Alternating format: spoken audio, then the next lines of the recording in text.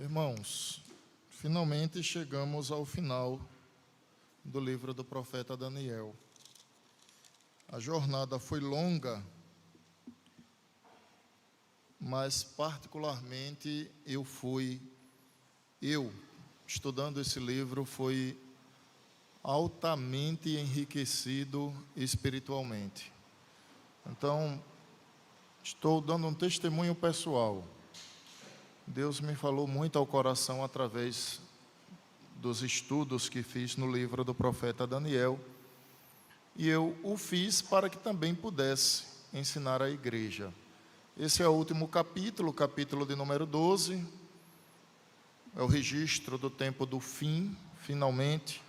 Daniel aqui, em seu Apocalipse, apresenta o fechamento das cortinas e o fim de absolutamente todas as coisas.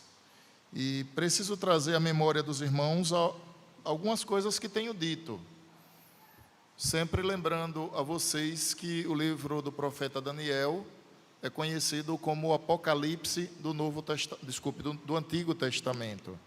Então Daniel, ele é um profeta apocalíptico, tá? E vocês vão perceber, principalmente nesse capítulo 12, que há muitos vínculos com o Apocalipse de João, que é o último livro da Bíblia. Porque o livro de Daniel, ele é escrito em dois grandes blocos. Do capítulo 1 ao 6, nós temos então esses 6 capítulos, trazendo ali profecias relacionadas à Babilônia, a época que Daniel viveu. Do capítulo 7 ao 12, então, nós temos Daniel apontando diretamente para o fim de todas as coisas, tá? Vimos isso pela manhã, no capítulo 11, e há uma outra observação que preciso fazer aos irmãos para que não nos percamos no entendimento do texto. A Bíblia, ela é dividida, a Bíblia que temos em mãos, ela é dividida em capítulos e versículos, mas, de modo original, a Bíblia não tem divisões de capítulos e versículos. Eles foram postos para facilitar a localização do texto, tá? Ah, pastor, isso é um pecado? Não, isso não está alterando a Bíblia, mas isso está facilitando a busca do texto. Por que eu estou citando isso? Porque esse texto de agora, o capítulo 12, ele é o mesmo texto que se inicia no capítulo 10, então é um bloco só. Daniel está à beira do rio Tigre, e ele é transladado e tem uma visão de tudo aquilo que vai acontecer no final dos tempos. Então, isso inicia no capítulo 10, a visão que ele tem de um homem que está do outro lado do rio, que alguns estudiosos atribuem à pessoa do próprio Jesus Cristo, ao anjo que se dirige a ele para trazer a revelação, e isso vem então caminhando até o final do livro. Então, é um assunto só que começa no capítulo 10. E como temos divisões, talvez alguém confunda dizendo, pastor, mas no capítulo 10, capítulo 11, entenda isso. Nós estamos tratando de uma mesma visão, que começou no capítulo 10, perdurou pelo capítulo 11 e agora vai finalizar no capítulo 12, tá bom? E ela fala sobre... O capítulo anterior falou sobre o anticristo escatológico, ou seja, aquele anticristo qual nós entendemos que se levantará imbuído do espírito de Satanás para governar o mundo, e que ele oprimirá a igreja. Então a igreja de Cristo passará pela grande tribulação. Pastor, tem alguma chance de eu não passar pela grande tribulação? Tem, se Deus lhe chamar antes dela. Então, se Deus chamar você para o céu antes da igreja ser oprimida, você não passará, porque você gozará de paz ao lado de Cristo. Isso acontece com todos os irmãos nossos que já estiveram nesses bancos e que hoje e agora gozam de paz na presença de Deus. Eles não passarão pela grande tribulação, haja vista, os corpos estão sepultados e as almas ao pé do trono. Eles não passarão. Agora, se você estiver vivo, se prepare, porque o nó vai arrochar e o caldo vai entornar. E será muito difícil todo esse processo, tá bom? O capítulo 12, então, ele é o fechamento das cortinas, é o fechamento da história. E Daniel, então, vai apresentar, ou vai começar apresentando aqui, justamente a grande tribulação, capítulo de número 11. Lembrando aos irmãos que os versículos que estamos lendo é aquilo que o anjo está dizendo a Daniel. Daniel está narrando, está escrevendo aqui, mas é o anjo que está dando a ele. Então essas palavras, assim, por exemplo, olha, versículo 1, neste tempo, aqui é o anjo que está falando a Daniel, neste tempo, que tempo? Aquilo que ele acabou de dizer. Ele estava falando no capítulo anterior sobre o anticristo escatológico, o principal. Então, neste tempo, no tempo do anticristo escatológico, se levantará Miguel, o grande príncipe, o defensor dos filhos do teu povo, e haverá tempo de angústia, qual nunca houve, desde que houve nação até aquele tempo. Ele está falando aqui da grande tribulação. Então a gente sabe que a igreja ela passa por dificuldades ao longo da história. A idade medieval é um exemplo claro disso. A reforma protestante, quando surge em resposta à escuridão que a igreja vivia. Vamos falar sobre isso terça-feira. Então, dificuldades que a igreja passou ao longo da história. Só que o anjo está dizendo a Daniel que as que hão de vir nunca aconteceram antes. Haverá tempo de angústia, qual nunca houve desde que houve nação até aquele tempo. Mas aquele tempo será salvo o teu povo, todo aquele que for achado escrito no livro. O tema do versículo 1 é a grande tribulação, a qual o povo de Deus está inserido nela.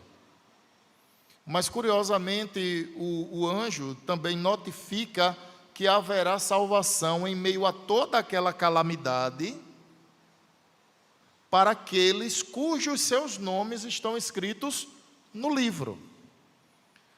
E aqui eu preciso, irmãos, trabalhar com vocês 3 textos paralelos para que a gente compreenda. O primeiro eu vou citar, mas não vou ler.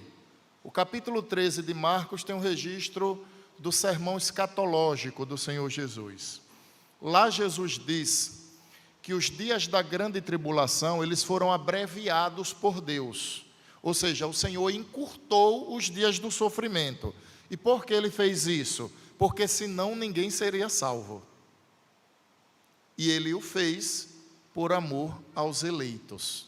Ou seja, embora a igreja sofra na grande tribulação, ainda assim Deus demonstra misericórdia, quando encurta esse prazo por amor dos seus eleitos. Capítulo 13 do Evangelho de Marcos, não vou ler, mas depois leia todo o sermão escatológico do Senhor Jesus, que você vai perceber que lá está.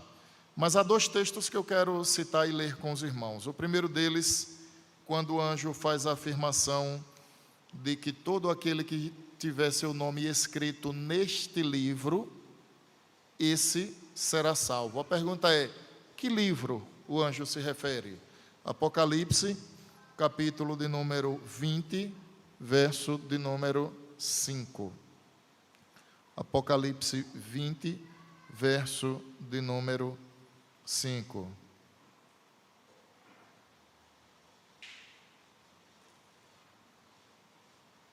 Diz assim, Apocalipse 20, verso 5.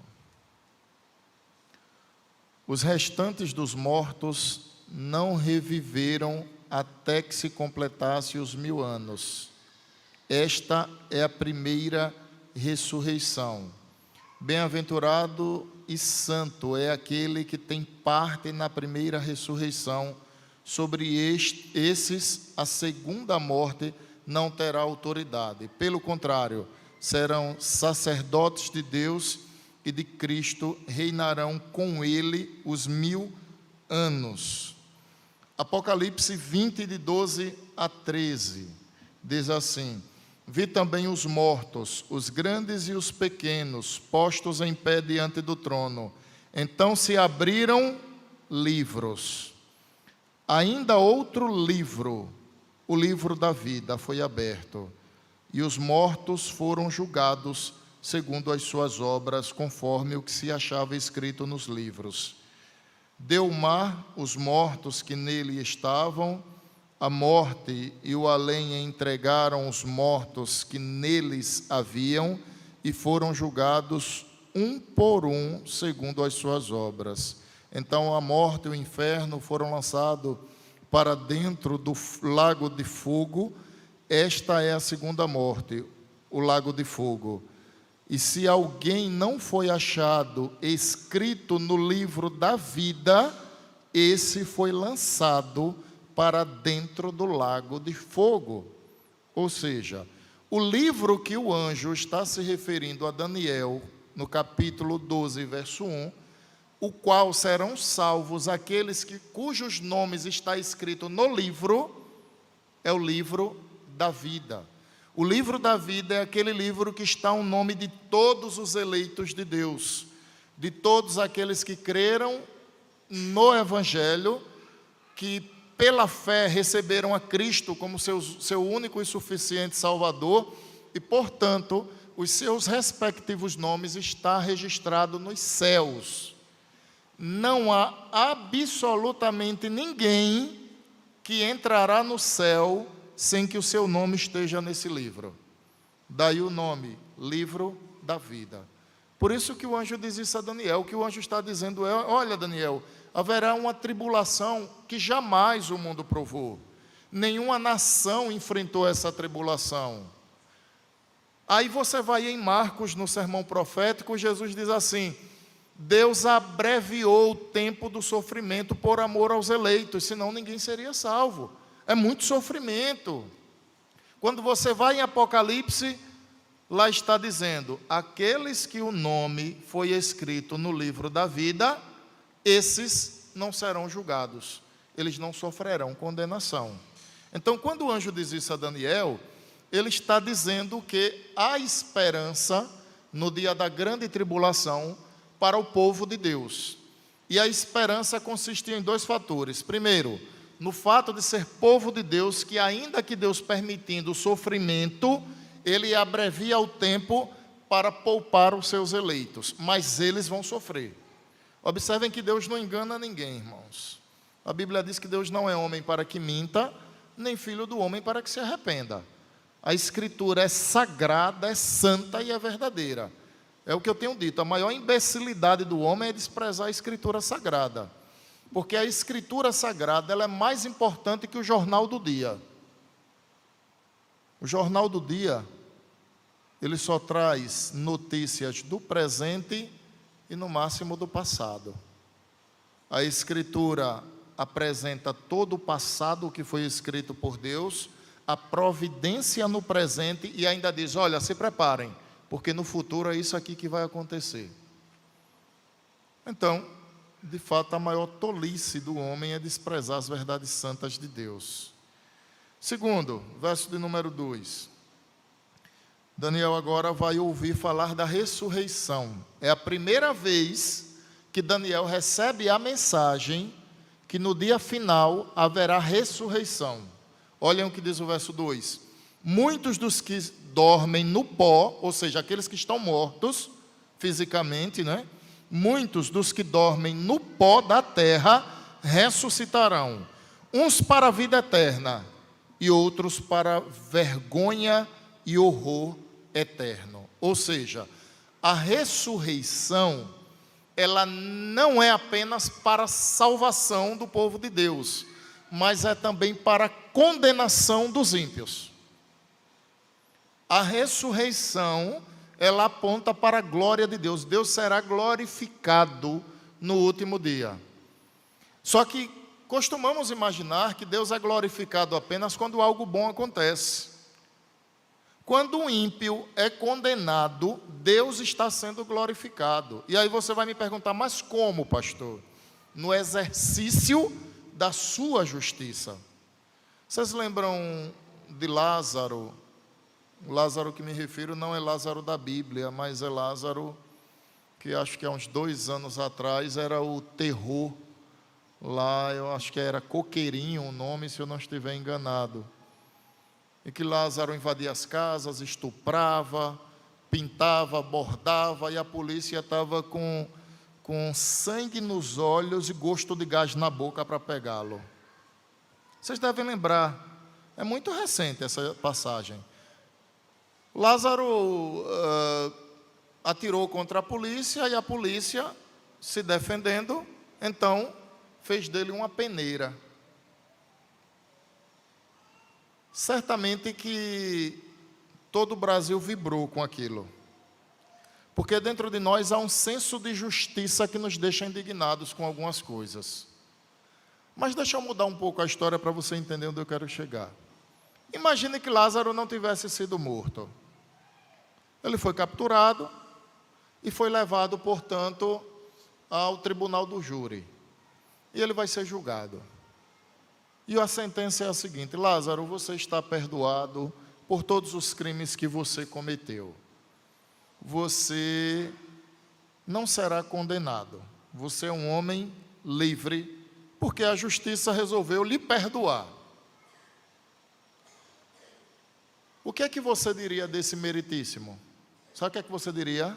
Corrupto, injusto, ladrão, bandido. Você é um como ele. É isso que nós diríamos do juiz. Porque o que se espera de um juiz é que ele execute a justiça, é que ele aplique a lei. Eu disse há pouco que até quando um ímpio é condenado, Deus é glorificado. E talvez alguns estranhem, mas como Deus pode ser glorificado na condenação do ímpio? Porque Deus está exercendo a sua justiça. Ninguém pode dizer que Deus é injusto. Se eu fosse para o inferno, Deus estaria sendo justo. Se você fosse condenado ao inferno sem Cristo, Deus estaria sendo justo. Não seremos, desculpe, não iremos, mas não iremos porque o nosso nome está escrito no livro da vida, que foi comprado pelo sacrifício do Cordeiro. Ah, mas Deus então não foi injusto quando deixou de nos condenar? Também não, porque Ele condenou os nossos pecados em seu próprio Filho. Observem, Deus não deixou de executar a pena. Não existe pecado que seja perdoado sem ser pago. Todo pecado é pago. Para Deus perdoar a mim e a você, Ele precisou punir o pecado. Então, para Deus dar o perdão, Ele castiga o pecado. Porque se assim não fosse, seria injusto. Se Ele afirmou que todo que pecar morrerá, nós pecamos e não morremos, significa dizer que Deus agiu com injustiça. O que acontece com a igreja de Cristo é que, ao invés de Deus punir a igreja pelos seus pecados, Cristo se coloca entre a igreja para receber o castigo que a ela pertencia. Observem, Deus perdoou a igreja, sim, porque Ele puniu os pecados da igreja nele mesmo, em Jesus Cristo. Não existe pecado que seja perdoado sem ser punido. Todo pecado é punido.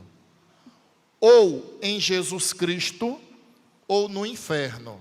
Mas todos os pecados serão punidos. Ou em Cristo, é o caso dos nossos, ou no inferno, no lugar daqueles que desprezaram a mensagem do Evangelho. E quando afirmamos então que que a ressurreição ela é para a glória de Deus, é tanto para a glória de Deus na vida daqueles que serão salvos, quanto na vida daqueles que serão condenados. Porque a salvação, como também a condenação, não é apenas para a alma do homem, é para o corpo também, irmãos. A salvação é para o corpo e para a alma, é para o homem na sua integralidade. Ah, pastor, mas aqueles irmãos que partiram, Os irmãos que partiram, eles estão no estado intermediário. O que significa isso? Estado intermediário é aquele estado que eles gozam da presença de Deus, mas esse gozo ainda não é em sua plenitude, ou seja, a sua totalidade enquanto homem não está gozando da presença de Deus. Onde está o corpo daqueles que partiram? Está sepultado. Até quando? Até o dia final, até o dia da ressurreição. Tá, mas o anjo está dizendo que os mortos ressurgirão. Como será isso? No tocar da trombeta, os que estão vivos não precederão, segundo a Tessalonicenses, eles não precederão aqueles que já estão em Cristo.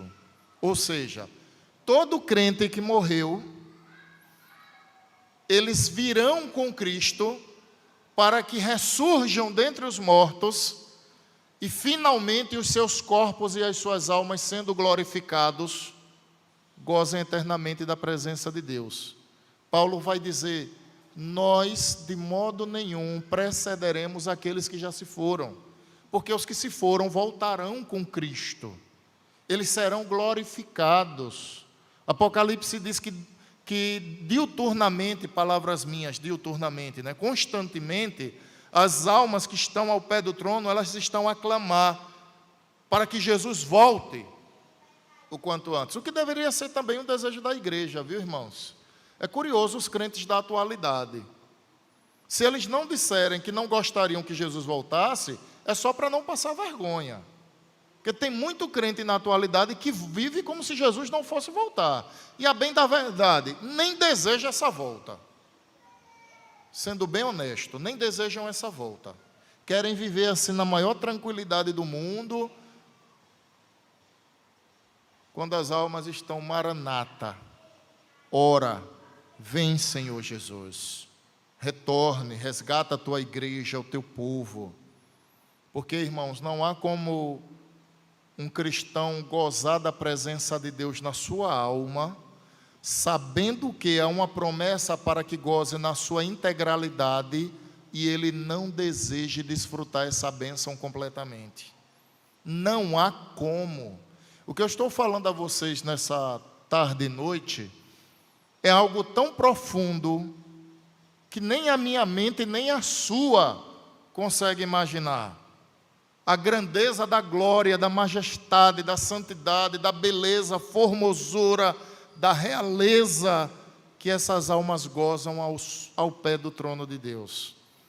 E que desejam gozar dessa bênção em sua integralidade, nos seus corpos ressurretos. Eles sabem. Nós, se fôssemos mais crentes e mais dedicados, desejaríamos em muito que Jesus voltasse ainda hoje. Pastor, mas, irmão, não há um eleito que não será salvo. Não fique preocupado com isso, não. Façamos o nosso papel de proclamar as boas novas, de anunciar a todos que estão ao nosso redor para que eles creiam e crendo sejam salvos. Mas um crente deve desejar a volta de Jesus, irmãos. A igreja perdeu esse vigor, essa satisfação, o anseio. A igreja primitiva, ela vivia na expectativa de que Jesus voltasse logo.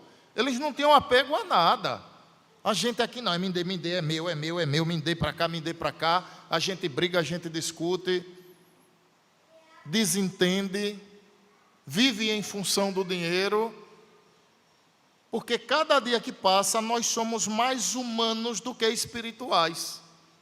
Cada dia que passa, estamos mais próximos ao mundo, à nossa carne e aos desejos de Satanás, que é aquilo que Deus planejou para todos nós. Cada dia que passa, somos mais cidadãos terrenos que cidadãos celestiais. Por isso que nós não sentimos essas bênçãos. Nós não sentimos por causa disso. Nós nos deleitamos com os manjares desse mundo e desprezamos a glória celestial em nossa pecaminosidade. Vejam a bênção. Vamos ver se é verdade isso aí que o anjo está dizendo. força de expressão, que obviamente eu sei que é verdade. Abra lá sua Bíblia, lá em João capítulo 5, versos 28 e 29. João 5, 28 e 29. Diz assim o texto sagrado: Não vos maravilheis disto, porque vem a hora em que todos os que se acham nos túmulos ouvirão a sua voz e sairão, os que tiverem feito o bem para a ressurreição da vida, e os que tiverem praticado o mal para a ressurreição do juízo. Querem mais? 1 Coríntios 15, versos 51 e 52. 1 Coríntios 15, 51 e 52. Eis que vos digo em mistério, nem todos dormiremos, mas transformados seremos todos, num só momento, num abrir e fechar de olhos, ao ressoar da última trombeta. A trombeta soará, os mortos ressuscitarão incorruptíveis, e nós seremos transformados. Está tudo na Bíblia. O que o anjo está dizendo a Daniel, séculos atrás, está lá escrito na Bíblia. Verso de número 2. Muitos dos que dormem no pó da terra ressuscitarão, uns para a vida eterna, e outros para a vergonha e horror eterno.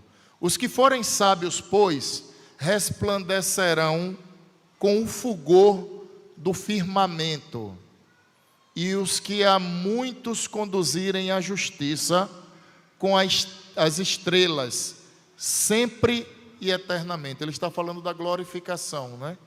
Os irmãos sabem que nós não vamos habitar na presença de Deus com esse corpo aqui. Esse corpo sofrerá glorificação. Então, vamos lá para ninguém perder o raciocínio. Pastor, quem está morto, o que é que acontece? As almas voltam aos seus corpos no dia da ressurreição. Eles ressuscitam.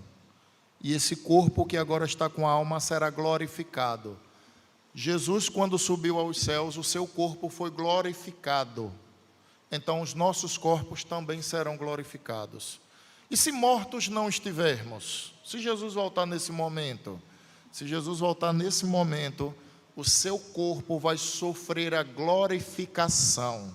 Ele será preparado, já que a sua alma se encontra nele, para habitar eternamente na presença de Deus. Ou seja, tanto os mortos quanto os vivos serão transformados à semelhança de Cristo para habitar eternamente na presença do Senhor. Perceberam, irmãos? É uma bênção ou não é? E a gente só está no verso 2. Verso de número 3. Verso de número 4. O anjo agora vai falar sobre a publicação da verdade. Vejam que curioso, o verso de número 4. É só o anjo que está falando aqui até agora, viu? Verso 4. Tu, porém, Daniel, encerra as palavras e sela o livro até ao tempo do fim. Muitos os esquadrinharão e o saber se multiplicará. O que é que significa isso que o anjo está dizendo? Veja só. Naquela época, quando alguém concluía um livro, o símbolo da conclusão desse livro era o selo. Então, como é que acontecia no Império Persa? Que é o contexto aqui. Se Daniel está escrevendo um livro, o que é que vai marcar que esse livro chegou ao fim? O selo. O que o anjo está dizendo a Daniel é: Daniel, você concluiu o seu livro, sele, porque o selo é a marca da conclusão dessa obra. E naquela época os homens selavam os livros, e esses livros, então era emitida uma cópia para a biblioteca, para que qualquer pessoa tivesse então acesso a ela. Com Daniel não foi diferente. É claro que nós estamos tratando de um livro sagrado. A Bíblia é um livro como nenhum outro livro. É o livro mais vendido do mundo, é a Bíblia. Você sabia disso? a Bíblia é o livro mais vendido na face da terra e até hoje não tomaram um pódio dela. Daniel então conclui o livro e a ordem do anjo é: cele. Acabaram as revelações para você. Daniel aqui está com 86 anos de idade. Chegou na Babilônia com 15, juntamente com Sadraque, Mesaque e Abidnego. E no final da sua vida agora ele recebe essa revelação, caminhando então para a conclusão. E o anjo ainda diz: tu, porém, Daniel, encerra as palavras e sela o livro até o tempo do fim. Ou seja, nada mais neste livro, no livro de Daniel, será escrito até o tempo do fim. E o esquadrinharão, ou seja, cercarão esse livro de conteúdo. É como se o livro de Daniel fosse um farol apocalíptico no Antigo Testamento, onde os homens tomam conhecimento dele para saber o que vai acontecer. O próprio Jesus mencionou o livro de Daniel. Então, no Novo Testamento temos menções sobre as profecias do profeta Daniel, confirmando assim, irmãos, que de fato ele foi esquadrinhado, ele foi cercado, ele foi analisado. E o saber, ou a ciência, se multiplicará. Verso de número 5 a 8 agora. Daniel fará duas perguntas. A primeira pergunta está no verso de número 5 e será respondida. Verso 5. Então eu, Daniel, olhei. Observem que agora é Daniel que está falando. Até então foi o anjo. Então eu, Daniel, olhei, e eis que estava em pé outros dois, um de um lado do rio, o outro do outro lado. Um deles disse ao homem vestido de linho que estava sobre as águas do rio: quando se cumprirão estas maravilhas? Verso de número 7.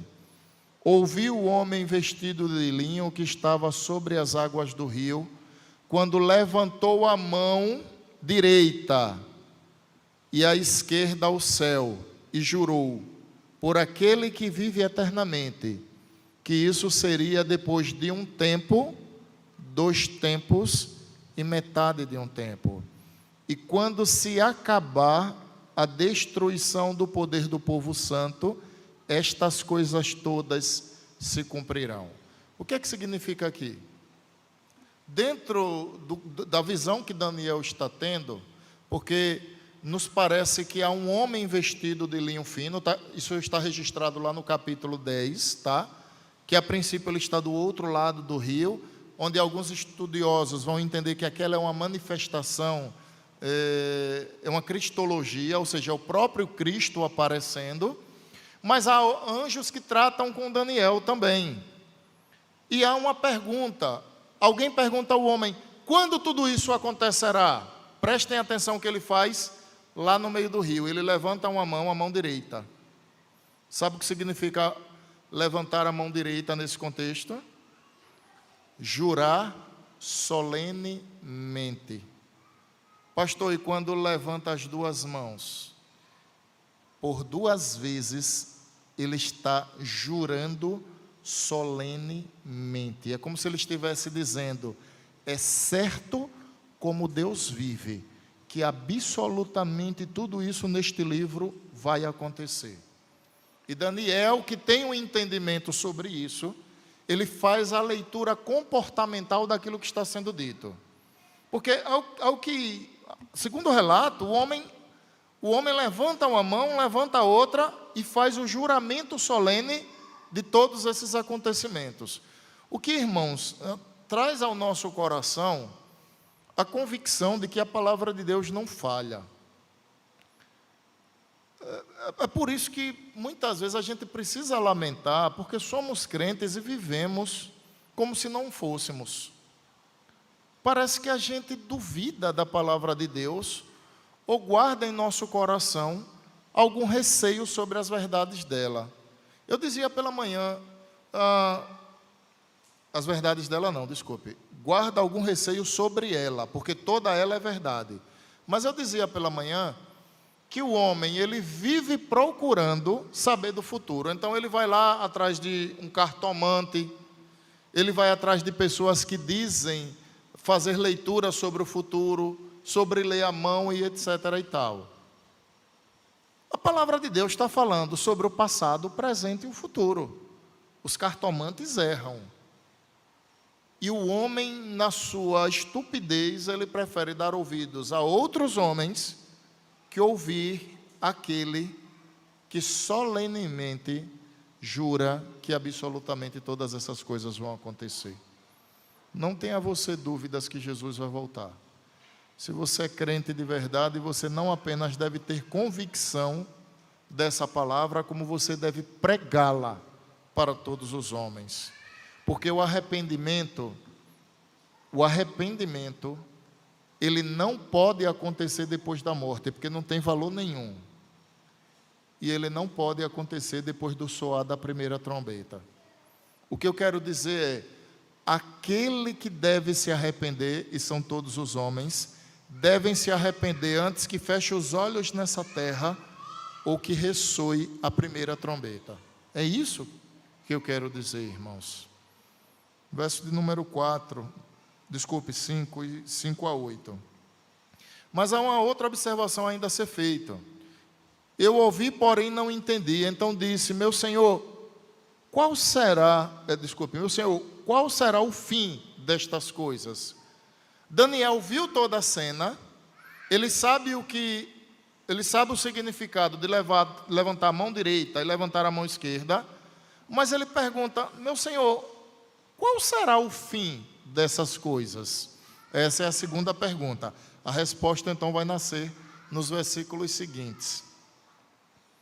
Diz assim, ele respondeu, vai, Daniel, porque estas palavras estão encerradas e seladas até o tempo do fim. Vale lembrar que o mesmo anjo havia dito que acontecerá meio tempo, um tempo total e parte de outro. Irmãos, pastor, o que significa isso? Olha, existe uma classe de estudiosos, dispensacionalistas, que eles vão entender que um tempo seria 7 anos, outro tempo, metade de um tempo seria 3 anos e meio, e ainda desculpe, deixa eu corrigir. 2 tempos representam 7 anos, metade de um tempo, 3 anos e meio, e ainda um outro breve tempo. É o que o anjo falou anteriormente. Irmãos, isso é muito enigmático. Falar sobre isso é especular. Fato é que os maiores estudiosos, eles têm a humildade de reconhecer que isso se trata de um longo tempo, o qual a igreja está inserida nele e que a igreja passará por ele de ponta a ponta. Por quê? Porque na própria profecia, o anjo está deixando claro acerca da grande tribulação no versículo de número 1. Então, vem cá, vamos fazer as contas. O que é um tempo, o que é 2 tempos, o que é meio tempo, o que é um tempo de um tempo. A bem da verdade, pare e pense um pouco comigo, vejam só.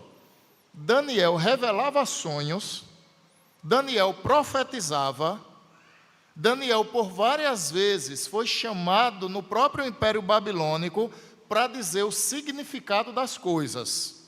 Aí quando chega no verso de número 8, Daniel diz assim, meu Senhor, eu não entendi.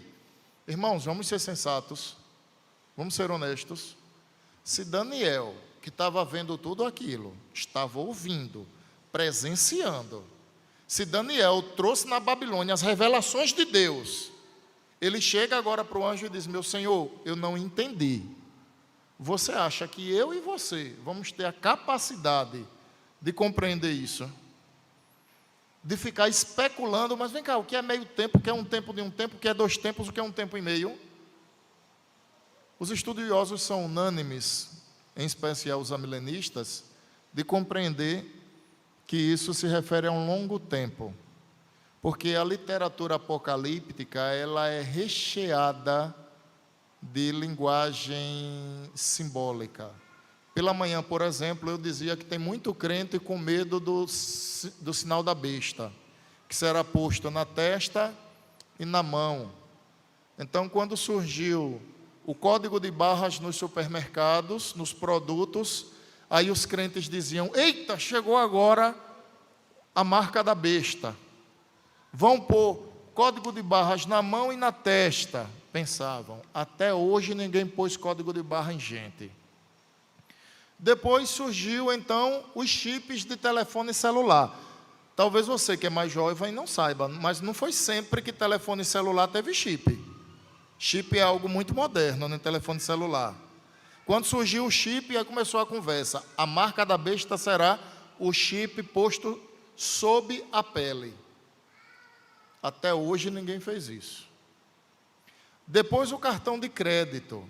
Chip no cartão de crédito, o cartão de crédito que é passado sem a necessidade de digitar a senha, só por aproximação.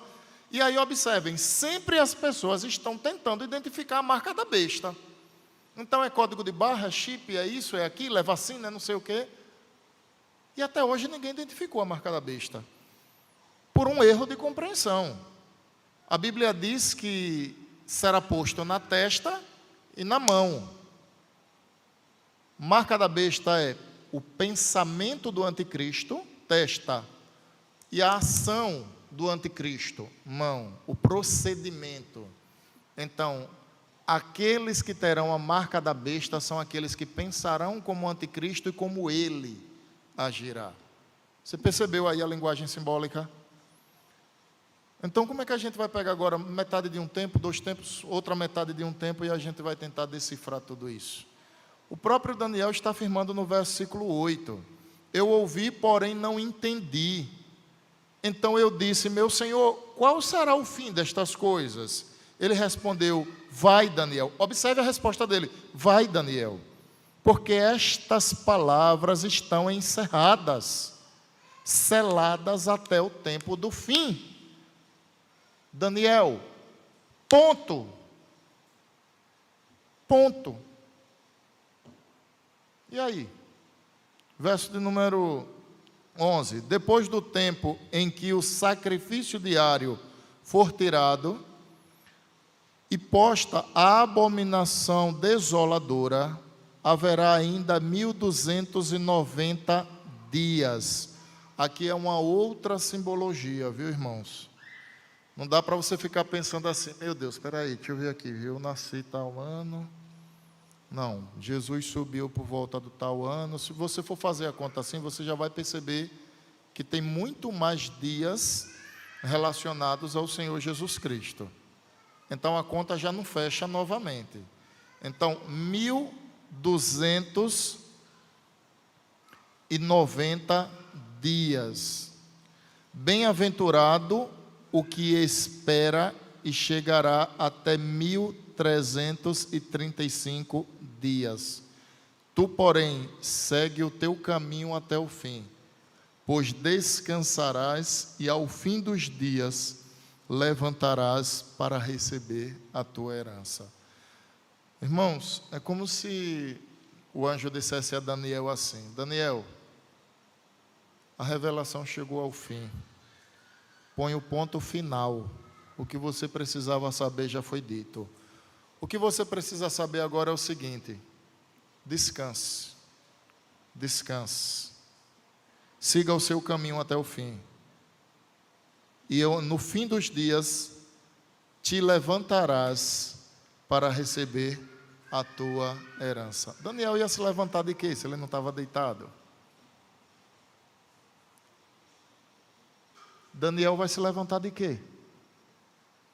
Daniel vai se levantar no dia do juízo final. Para quê? Para receber a herança da vida eterna. Jesus disse palavras aos fariseus, porque os fariseus diziam assim: mostra-nos um sinal do céu e isso nos basta. Você lembra o que Jesus respondeu a eles? Jesus disse: nenhum sinal do céu será dado a essa geração incrédula, senão o sinal de Jonas. Da mesma forma que Jonas esteve 3 dias e 3 noites no ventre de um grande peixe, o Filho do Homem estará 3 dias e 3 noites no coração da terra. O que é que Jesus está dizendo? Se vocês tiverem de crer em mim, vocês vão crer pela morte e ressurreição. Eu não vou fazer sinal algum. Porque o maior sinal de Deus é receber os pecados dos eleitos e ressurgir no terceiro dia. Então, morte e ressurreição é sinal para a salvação para todo aquele que crê. Aí Jesus continua e diz bem assim: no dia final, os ninivitas se levantarão contra essa geração para servir de testemunho contra vocês. A rainha de Sabá se levantará no dia final para servir de testemunho contra vocês. O que Jesus queria dizer com isso?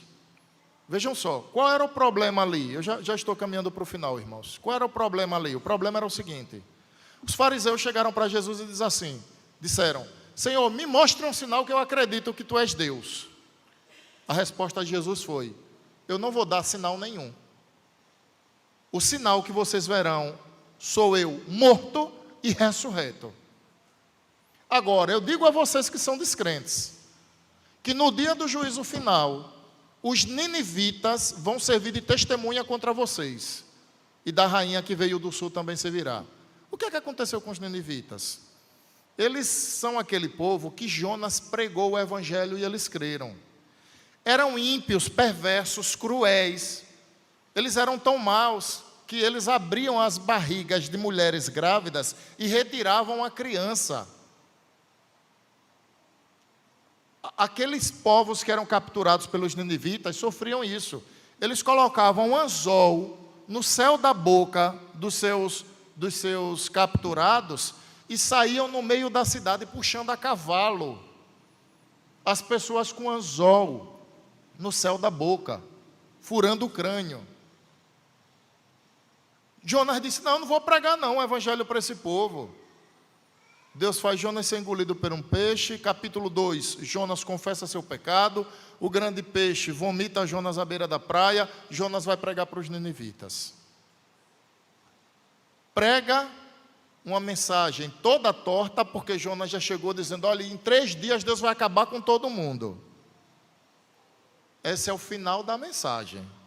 Deus havia dito: se eles não se arrependerem e crer, eles serão condenados. Vá lá e diga isso. Jonas só trouxe o segundo ponto do sermão. Passava no meio da cidade gritando: em 3 dias Deus vai destruir tudo, em 3 dias Deus vai acabar com todo mundo. Subiu para o monte, cruzou os braços e aguardou o quê? Os ninivitas serem destruídos por Deus. Resultado de tudo isso, eles creram na mensagem. E Deus não destruiu Nínive. Ou seja, os ímpios se tornaram crentes. Quando Jesus diz: os ninivitas serão testemunha contra vocês que é incrédulos, Jesus está dizendo: eles eram descrentes e eles creram em mim. E por crerem em mim, herdaram o reino de Deus. Vocês não vão herdar porque vocês são descrentes, mas eles darão testemunho contra vocês, porque vocês são descrentes e eles passaram a ser crentes. A rainha do sul veio visitar Salomão, ficou impressionada com tudo o que ela viu. Saiu dali estupefato, com a graça de sabedoria, de majestade, com a bondade e generosidade do Senhor. Servirá de testemunho contra os incrédulos também. Então, irmãos, o dia da ressurreição, ele será o melhor e o pior dia da humanidade. Se a humanidade se tremeu diante da pandemia, eu quero lhe dizer que a pandemia é café pequeno. Se a humanidade tremeu diante de Adolf Hitler é muito café pequeno. Se a humanidade estranhou o comportamento de Antíoco Epifânio, eu quero lhe dizer que ele é café pequeno. Não há nenhum homem que tenha sido mais cruel do que será o anticristo. E não há um dia de maior terror para a humanidade que o dia da volta de Cristo. Como também não há um dia mais abençoado para a igreja de Cristo que o dia da sua volta. O dia da volta de Cristo será dia de transformação, de santidade, de comunhão, de alegria, O dia que nós mais estaremos alegres e felizes será quando Jesus voltar. Nós não vamos nos conter de gozo, de paz. A verdade é que aquilo que Deus tem preparado para aqueles que o amam, nem olhos viram, nem ouvidos ouviram, nem jamais penetrou em coração humano. Eu não sei traduzir com palavras para os irmãos a grandeza desse dia, mas para o ímpio será o pior dia da sua vida. Será pior que o dia que a alma de um ateu encontrou com Deus. Será pior. Porque quando um ateu fecha os olhos nessa terra e abre diante de Deus, ele percebe que o que ele viveu a sua vida todinha foi um conto de fábulas. E Deus agora vai julgá-lo por suas obras e ele será condenado. O fato é que a condenação eterna, ela é pior do que o que acontece hoje no inferno. E eu lhe explico por quê. As almas que estão no inferno hoje, elas estão sofrendo muito. Mas é só a alma que está sofrendo. No dia do juízo final, eles voltarão aos corpos, porque a condenação não é só para a alma, é para o corpo também. Então, tanto eles quanto Satanás e os seus anjos serão lançados no lago que arde em fogo e enxofre. Pastor, quando é que isso terá fim? Nunca. Será eterno. Se serve de consolo para aqueles que perderam um ente querido, eu quero lhe dizer que o seu ente querido que goza de bênçãos e de paz na presença de Deus, ele descansa alegremente aguardando a volta de Cristo. Mas essa ainda não é a bênção total. O que ele goza na alma, ele deseja gozar no corpo glorificado. Nós não conseguimos imaginar isso. Nós não conseguimos. Mas os crentes que já partiram, eles conseguem. Porque na alma eles já gozam. O que eles desejam agora é gozar no corpo. O que eles desejam agora é a plenitude da bênção na presença de Deus. E aí eu quero encerrar com uma palavra para você que não é crente. Eu quero dizer a você que há uma esperança, e a esperança é Jesus Cristo. Se você crê em Jesus Cristo de todo o seu coração, se Ele é o Senhor da sua vida, se Ele é o seu Salvador, o dia do juízo final, o dia final, o dia que a trombeta tocar não será desesperador para você. Mas se Jesus Cristo não é o seu Redentor, aquele dia será um dia de choro e ranger de dentes. Será o pior filme de terror que você já assistiu na sua vida. E o que eu lamento é que não é um filme. Antes fosse, é uma realidade. Portanto, creia no Evangelho, creia no bom nome de Cristo, para que você goze das bênçãos que Deus tem guardado para aqueles que são seus. Amém.